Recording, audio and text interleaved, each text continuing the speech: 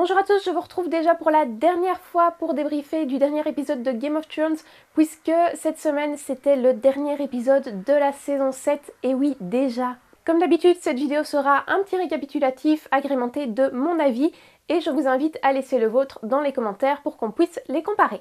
Allons-y tout de suite, dans la première scène, on retrouve les Unsullied et les Dothraki devant King's Landing, et les différents personnages des différents partis qui se préparent à se rendre au meeting ou qui sont en chemin pour montrer le White à Cersei et discuter d'une trêve, d'un armistice. Ce gros rassemblement de personnages nous permet d'assister à quelques réunions de personnages qui étaient plutôt sympathiques. Je pense notamment à Tyrion et Bronn. Je pense aussi à Brienne et The Hound. C'était sympathique de voir comment les anciens ennemis pouvaient au final se rapprocher en parlant de Arya, qui ont la personne qu'ils ont en commun.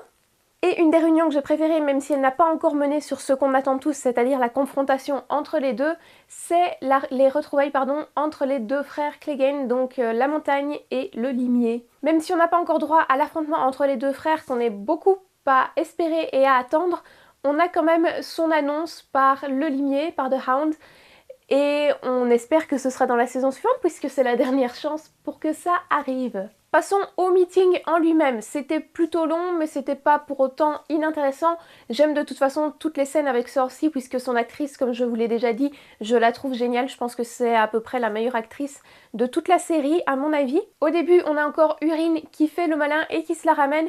J'ai pas beaucoup d'intérêt pour ce personnage en fait dans la mesure où il est pas très développé, donc je le trouve pas si intéressant que ça. Et je profite de cette mention pour rappeler que Théon vient de ressurgir de nulle part, on sait pas trop où il a passé les 2 derniers épisodes, mais bon, soit, on a déjà dit que la timeline était parfois un petit peu bizarre, en particulier dans cette saison, donc on va pas revenir là-dessus. Passons tout de suite au sujet de ce meeting, c'est-à-dire le White qui est libéré par le Hound et qui se jette directement sur Cersei. En soi, il aurait suffi de le laisser l'attaquer et la tuer, et bon, tout aurait été plié assez rapidement, mais bon, ce n'est pas le cas. Ils ont tous l'air plutôt effrayés et on dirait que le plan de Tyrion va peut-être fonctionner. Ce que j'ai adoré par contre, c'est Qyburn qui est complètement fasciné, mais pas dans le sens effrayé, c'est pas de la même façon que les autres. On voit bien qu'il aurait envie de ramener la main dans son laboratoire et de jouer avec. C'était plutôt génial et j'adore ce personnage complètement barré et psychopathe. Il est pas normal ce monsieur. C'est à ce moment-là que Urine décide de dégager également. Il fait une sortie assez fidèle à son personnage en laissant comprendre à Daenerys qu'après tout ça, si elle veut, ils peuvent se marier. Ceci dit, on apprend plus tard que c'est une ruse et je suppose que le plan A, ça aurait été de continuer à faire le malin s'il n'avait pas trouvé une autre façon de partir, de façon à ce qu'il se dispute avec Cersei et qu'il se tire. Mais là, ça lui a donné une meilleure occasion de s'en aller pour aller chercher la compagnie dorée comme on l'apprend un petit peu plus tard dans l'épisode. Et là, je tombe un petit peu des nues parce que Cersei semble accepter la situation assez facilement. Elle dit que bon d'accord, c'est effectivement une grosse menace et qu'on va faire une trêve, mais en revanche le roi du Nord doit lui prêter allégeance et promettre de faire perdurer cette trêve, de ne pas prendre les armes contre les Lannister. Ce à quoi Jon répond que c'est impossible puisqu'il a déjà fait serment d'allégeance à Daenerys. Ça paraît très con à ce moment-là pour toutes les personnes qui l'entourent, mais au final on se rendra compte qu'il a raison parce que de toute façon faire une promesse à Cersei, c'est faire une promesse à quelqu'un qui n'a de toute façon pas de parole et qui ne tient aucun engagement. Donc personnellement, même à ce moment-là, je me suis dit, bah, il a peut-être pas tout à fait tort. Sur ce, Cersei se vexe et s'en va. Et on a une des retrouvailles que j'ai préférées également, qui est entre Brienne et Jaime, qui lui lâche un magnifique « Oh, fuck loyalty !»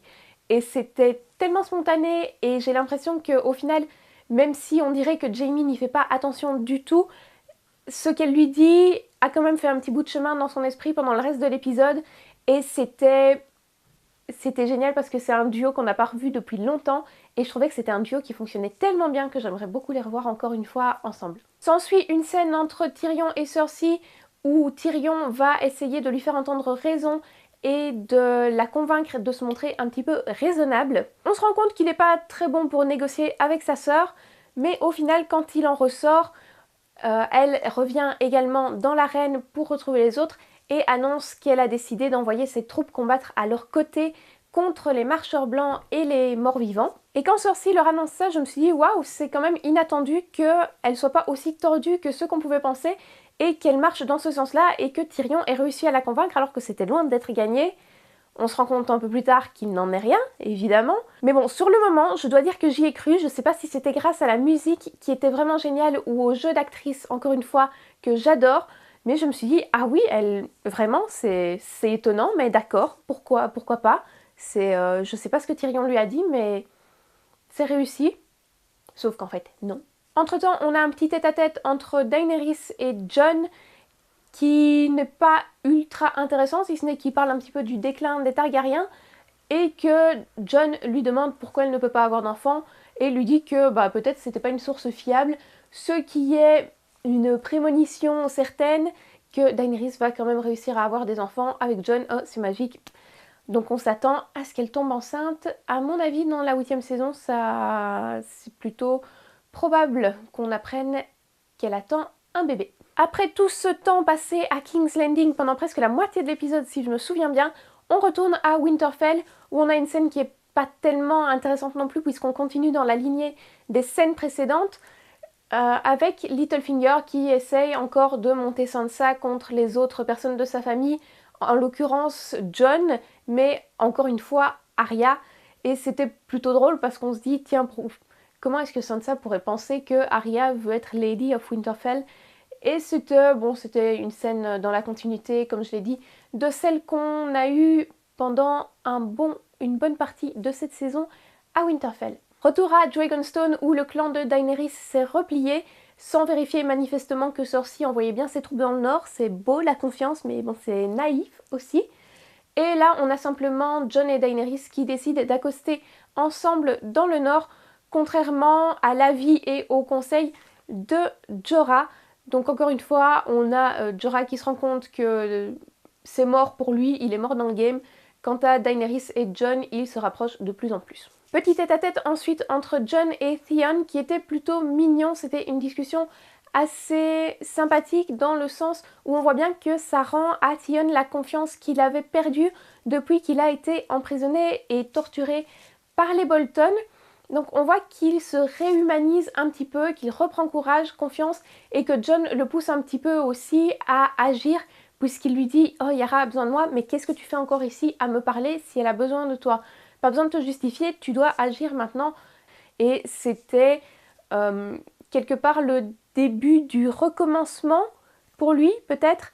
Donc j'espère qu'on va avoir un petit peu moins droit à une lavette et c'est ce que la scène suivante semble confirmer puisqu'il va voir les hommes Greyjoy qui restaient et qui se sont sortis de l'attaque et il est obligé de buter un des types pour que les autres consentent à le suivre pour aller libérer Yara, ce qui va être à mon avis plutôt intéressant puisque Yara est avec Urine. Et au début je me disais que ça allait être une intrigue un peu parallèle par rapport aux autres qui vont dans le nord battre l'armée des morts, sauf que je pense que ça peut être intéressant dans la mesure où il va aller s'attaquer au fameux Urine et que donc il y a des chances que sa flotte soit défaite. Concrètement, je ne sais pas trop comment il peut s'y prendre pour aller libérer Yara, mais j'espère que d'une façon ou d'une autre, et à mon avis plutôt par la ruse que par la force, compte tenu de la répartition des hommes de chaque côté, il va réussir à mettre son cousin, oui c'est son cousin je pense, son oncle pardon, en défaite.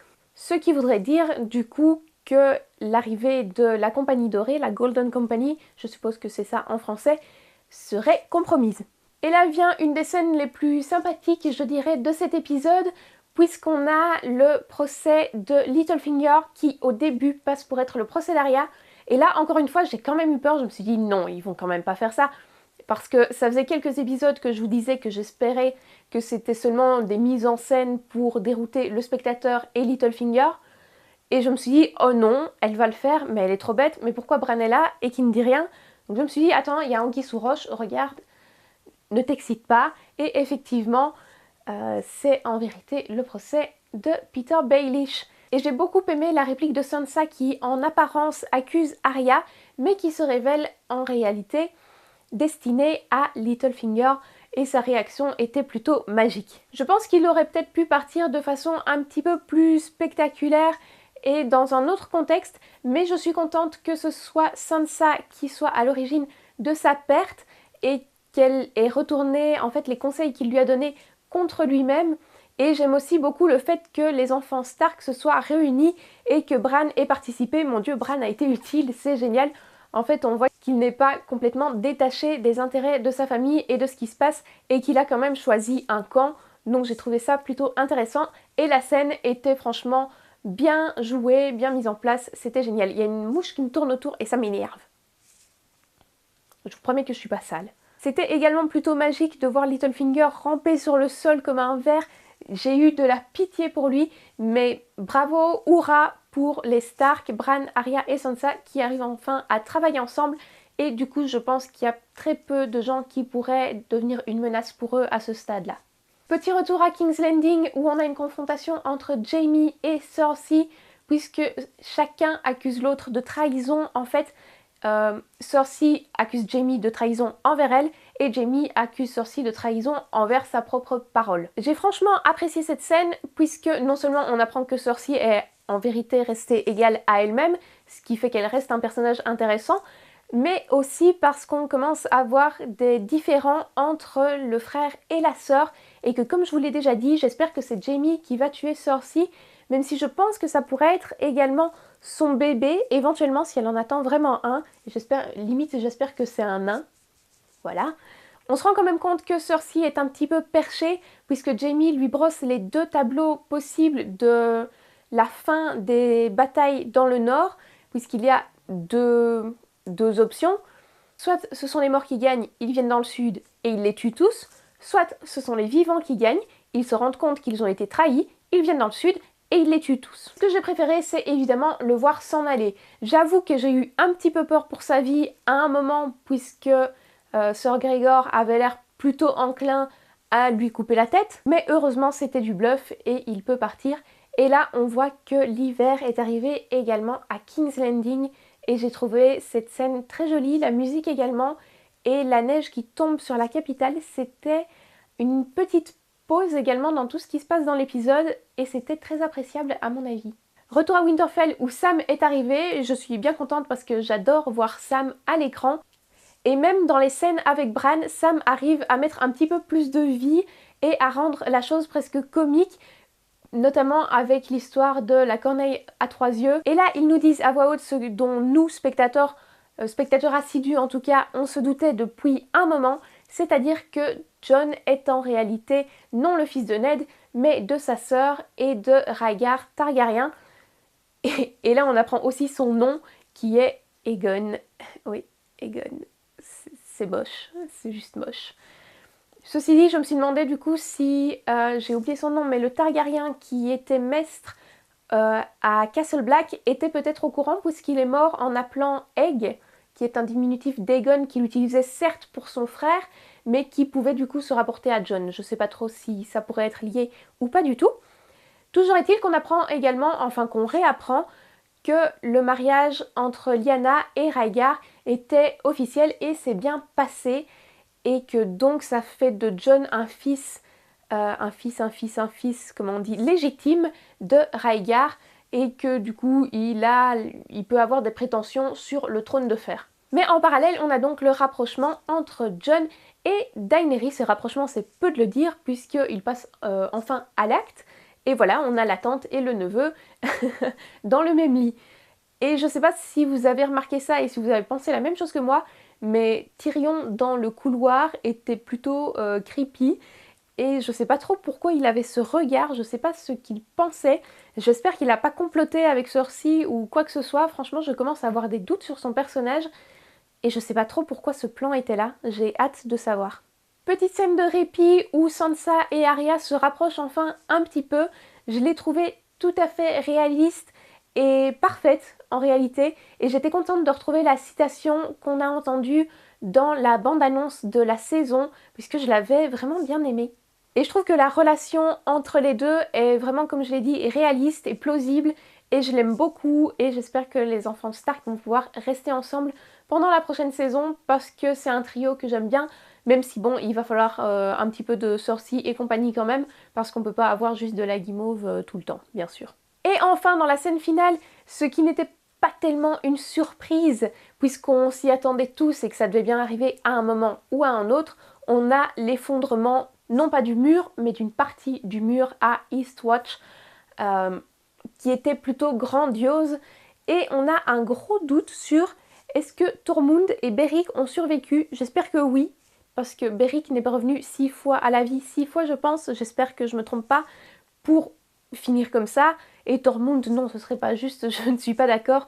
J'adore Tormund et je veux pas qu'il meure comme ça, là, sans avoir droit à des adieux corrects. On se rend à nouveau compte du nombre impressionnant de morts qui marchent aux côtés des White Walkers. Et on voit enfin le dragon mort-vivant en action. Je sais pas trop comment il vole avec les trous dans ses ailes. Les lois de l'aérodynamique doivent sûrement pas être très d'accord avec ça. Mais je me demande aussi ce qui sort de sa bouche. On dirait que c'est du feu bleu, donc le feu le plus chaud qui soit. Je sais pas trop ce que c'est ce truc, mais ça a l'air complètement... Ça a l'air ultra dangereux et complètement mortel et très douloureux.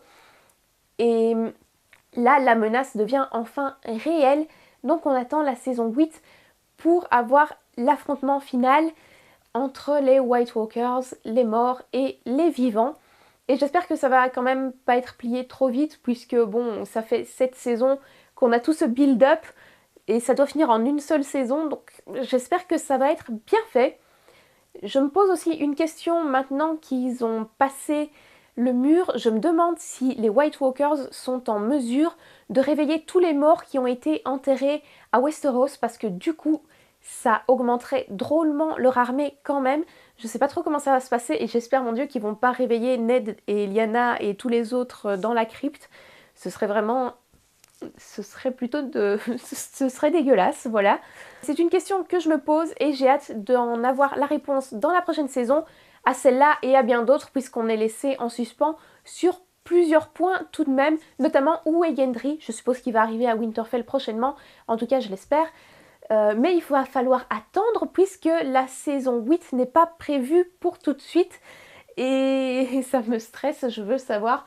Mais bon, si c'est pour faire quelque chose de correct et s'arranger aussi pour qu'il y ait moins de fuites que cette année, je suis totalement partante, ça me dérange pas d'attendre un petit peu plus, d'autant plus que si c'est décalé, il y a peut-être des chances pour que ça arrive en hiver. J'aimerais bien.